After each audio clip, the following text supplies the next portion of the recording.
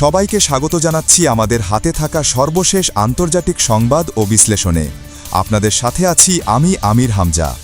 আসসালামু আলাইকুম প্রিয় দর্শক, মধ্যপ্রাচ্যের রাজনীতিতে আবারও নতুন এক আলোচনা সামনে এসেছে। সাম্প্রতিক সময়ে এমন একটি প্রশ্ন ঘুরপাক খাচ্ছে যা শুধু ইসরায়েল বা ইরান নয়, পুরো অঞ্চলের ভবিষ্যৎ নিরাপত্তা ও ভূরাজনীতির সঙ্গে জড়িত। আলোচনাটি হচ্ছে, ইরানকে কেন্দ্র করে দীর্ঘ উত্তেজনা এবং সংঘাতের পর এখন কি ইসরায়েলের দৃষ্টি অন্যদিকে ঘুরছে? বিশেষ করে তুরস্ক এবং মিশরকে ঘিরে যে নতুন ধরনের বক্তব্য ও রাজনৈতিক আলোচনা দেখা যাচ্ছে, সেটি কি ভবিষ্যতের কোনো বড় কৌশলের ইঙ্গিত বহন করছে? প্রিয় দর্শক, বিষয়টি বুঝতে হলে আমাদের কিছুটা পিছনে ফিরে যেতে হবে। দীর্ঘ সময় ধরে ইসরায়েলের রাজনৈতিক ও নিরাপত্তা মহলে একটি ধারণা প্রচার করা হয়েছে যে তাদের সামনে দুই ধরনের চ্যালেঞ্জ রয়েছে। একটি হল ইরান এবং ইরানের সঙ্গে ঘনিষ্ঠ সম্পর্ক থাকা বিভিন্ন প্রতিরোধ শক্তিকে কেন্দ্র করে গড়ে ওঠা শক্তির বলয়। অন্যদিকে আরেকটি সম্ভাব্য চ্যালেঞ্জ হিসেবে তুলে ধরা হয়েছে কিছু গুরুত্বপূর্ণ সুন্নি সংখ্যাগরিষ্ঠ দেশের প্রভাব ও সামরিক সক্ষমতাকে। সাম্প্রতিক বছরগুলোতে মধ্যপ্রাচ্যের ভূরাজনীতি দ্রুত বদলেছে। একসময় যেসব দেশ একে অপরের সঙ্গে দূরত্ব বজায় রাখত, তারা এখন বিভিন্ন নিরাপত্তা, অর্থনৈতিক এবং কৌশলগত বিষয়ে ঘনিষ্ঠ যোগাযোগ বাড়াচ্ছে। বিশেষ করে সৌদি আরব, পাকিস্তান, তুরস্ক এবং মিশরকে নিয়ে সম্ভাব্য বৃহত্তর নিরাপত্তা সহযোগিতার আলোচনা বিভিন্ন মহলে বহুদিন ধরেই আলোচিত হয়েছে। এই প্রেক্ষাপটে ইসরায়েলপন্থী কিছু বিশ্লেষক এবং রাজনৈতিক ব্যক্তিত্বের বক্তব্য নতুন করে বিতর্ক তৈরি করেছে। তাদের দাবি, ভবিষ্যতে তুরস্ক এবং মিশর পশ্চিমা স্বার্থ এবং ইসরায়েলের জন্য বড় কৌশলগত চ্যালেঞ্জ হতে পারে। এমনকি কেউ কেউ বহু বছর পর সম্ভাব্য সংঘাতের কথাও উল্লেখ করেছেন। প্রিয় দর্শক, এই ধরনের বক্তব্য কেন সামনে আসছে সেটিই এখন সবচেয়ে গুরুত্বপূর্ণ প্রশ্ন। কারণ মধ্যপ্রাচ্যে গত কয়েক বছরের ঘটনা প্রবাহ দেখলে বোঝা যায়, বাস্তবতা আগের তুলনায় অনেক বেশি জটিল হয়ে উঠেছে। শুধু সামরিক শক্তি নয়, অর্থনীতি, জ্বালানি, বাণিজ্য, আঞ্চলিক জোট এবং আন্তর্জাতিক কূটনীতি এখন সমানভাবে গুরুত্বপূর্ণ হয়ে উঠেছে। ইরানকে ঘিরে দীর্ঘ উত্তেজনার পর যে কূটনৈতিক যোগাযোগ এবং আলোচনা শুরু হয়েছে, তা পুরো অঞ্চলের হিসাব নিকাশ বদলে দিয়েছে। বিভিন্ন পর্যায়ে মধ্যস্থতাকারী দেশগুলোর ভূমিকা বেড়েছে।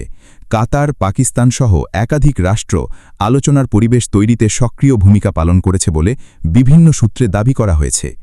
একই সময়ে লেবানন সীমান্ত পরিস্থিতিও আন্তর্জাতিক মনোযোগের কেন্দ্রবিন্দুতে ছিল। দীর্ঘ সময় ধরে চলা উত্তেজনা এবং পাল্টাপাল্টি হামলার পর কিছু সময়ের জন্য সংঘাতের মাত্রা কমে আসার খবর বিভিন্ন পর্যবেক্ষকের নজরে আসে। এই পরিস্থিতিকে অনেকে বৃহত্তর কূটনৈতিক সমঝোতার অংশ হিসেবে দেখেছেন।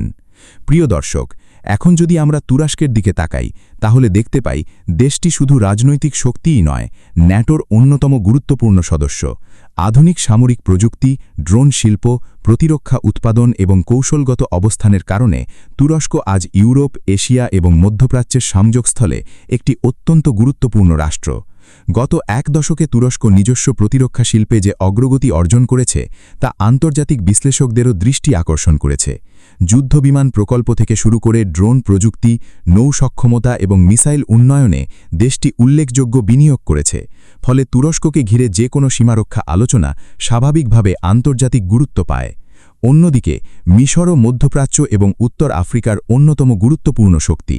বিশাল জনসংখ্যা, সুসংগঠিত মিলিটারি বাহিনী, কৌশলগত ভৌগোলিক অবস্থান এবং সুয়েজ খালের মতো বৈশ্বিক বাণিজ্যের গুরুত্বপূর্ণ পথের কারণে মিশরের ভূমিকা সবসময় বিশেষ গুরুত্ব বহন করে। মিশরের সামরিক সক্ষমতা, বিমান বাহিনী, নৌবাহিনী এবং প্রতিরক্ষা অবকাঠামোকে অনেক বিশ্লেষক অঞ্চলটির অন্যতম শক্তিশালী কাঠামোর মধ্যে গণ্য করেন। ফলে মিশরকে ঘিরে যে কোনো সম্ভাব্য সংঘাতের আলোচনা শুধু একটি দেশের বিষয় নয়, বরং পুরো অঞ্চলের স্থিতিশীলতার সঙ্গে সম্পর্কিত। প্রিয় দর্শক, এখানে আরেকটি বিষয় গুরুত্বপূর্ণ। যদি কোনোদিন আঞ্চলিক নিরাপত্তা সহযোগিতা আরও গভীর হয় এবং বিভিন্ন দেশ নিজেদের নিরাপত্তাকে পরস্পরের সঙ্গে আরও ঘনিষ্ঠভাবে যুক্ত করে, তাহলে মধ্যপ্রাচ্যের শক্তির ভারসাম্যে নতুন বাস্তবতা তৈরি হতে পারে।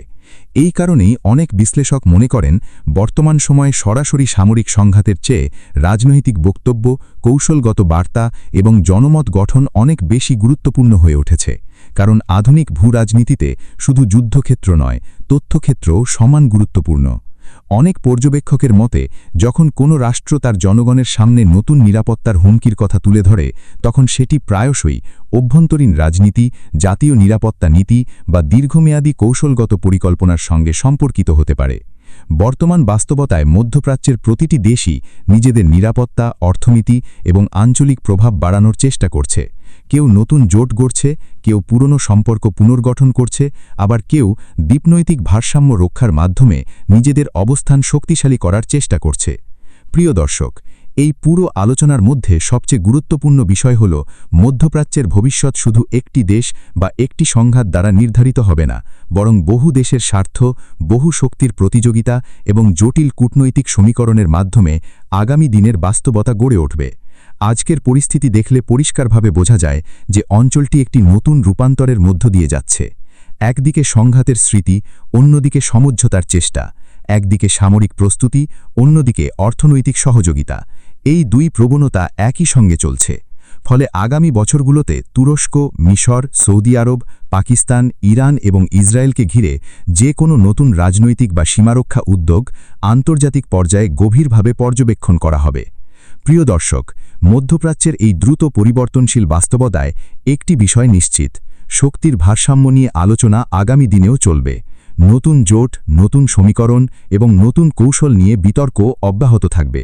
কিন্তু শেষ পর্যন্ত কোন পথ অঞ্চলটিকে স্থিতিশীলতার দিকে নিয়ে যাবে আর কোন পথ নতুন উত্তেজনার দিকে নিয়ে যাবে, সেটিই হবে সবচেয়ে গুরুত্বপূর্ণ প্রশ্ন।